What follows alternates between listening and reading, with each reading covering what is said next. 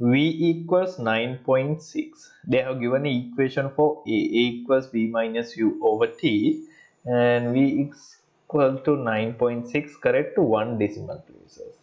U correct to, it's also 1 decimal places. T is correct to 2 decimal places, and they are talking upper bound of a. Upper bound of a, and we need the final answer to 2 decimal places. Now when we are dealing with upper bound of a upper bound, now we have to think which bound of other values. For v we have two values, upper bound and lower bound. Now what is the value given for v? V is given as 9.6. now for v we have two values, upper value for v upper value and v lower value. What are those two values? V upper value will be equals to, since they are given it as for 1 decimal place, we have to look for second decimal place and convert. Upper value will be what? 9.65. So similarly lower value will be 9.55. so you just go halfway in the second decimal place. That's what you do. Like you consider the original value is as 9.60, you subtract 5 and add 5 for the both sides to go for upper value and lower value. That is the same thing you have to do for u and t. Now if we take u here, what is the upper value? Value 3.8, and again u upper will be equals to what? U upper will be equals to 3.85. U lower will be equals to 3.75. and t, for t it is given as 1.84. so t upper value will be equals to, they are talking about second decimal place, so we have to look for the third one, 1.845, and t lower will be equals to 1.8. Is it clear? Thereafter what we have to do?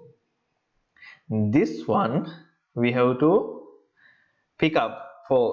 To get the upper bound of a, we have to look at the relationships with the others. Now we have v is directly proportional, so when v increases a increases. So to get upper value of a, we need the upper value of u. But what is happening to a and u? If you look, it is a minus. It's a negative relationship. When u increases, a decreases. So we need the lowest value of u. So you have to apply u lower here and divided by t. T also has a inverse relationship. When t increases, a decreases. So we need the lower value for t also, TL. Try to understand clearly. Here we need the lower values and here we need the upper values. So when you substitute this, you will get the upper value for a. So it's going to be vu is 9.65. 9.65 minus u lower is 3.75. 3.75 divided by t lower. What is the t lower value?